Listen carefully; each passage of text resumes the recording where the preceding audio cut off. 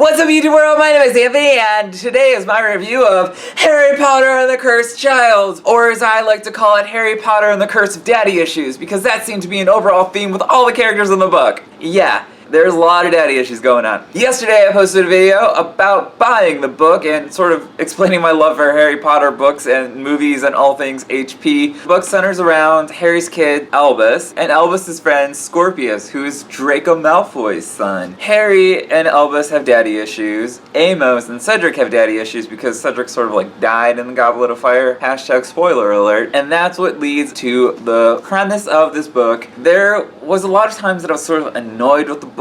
Albus got on my nerves so much for the majority of the first part of this, and then all of a sudden he just changes. He just is like, oh, I don't feel like being an asshole anymore. I'm gonna be nice now. And Draco's son, Scorpius, has sort of always been like kind of cool, and Albus is the leader, and Scorpius is sort of like that Ron role in the relationship of their romance. And it's sort of neat how that plays out, but Albus is such a dick to Harry that it really kind of annoyed me for the most part. I did like the book. I thought it was a really great continuation. Picks up right where book 7 ends when they're at the train station, and then sort of just like skips ahead and has a little bit more cuts than a Nicole Arbor video. Yeah, and I don't want to spoil too much, but the central plot is that Cedric's dad, Amos, comes back with Delphi, who I'm not going to give anything away. This isn't a spoiler video. Basically, he's mad because Cedric is dead, and he's like, you know, you can go back in time because you have these like thingies that can go back in time. And Harry's like, oh, I can't do that. Sorry, bro. And Amos is like, but bro, like my son got killed and you're sort of responsible for it. So at least you can do is do a bro a favor and go back and save my son. And Harry's like, oh, sorry, my hands are kind of tied here. Haha. Sort of remind me of X-Men Days of Future Past, where they go back in time, and that's sort of a central theme. So they're going back in time because they want to save Cedric from being killed by Voldemort, and it screws up everything, which is sort of predictable for time books. When someone goes back in time, something else gets screwed up, and they have to fix it and go back in time and fight. It sort of made me think that it wasn't as original as it could have been. And the reason that they called it a cursed child is a twist that you will not see coming, but a twist that I sort of didn't like very much.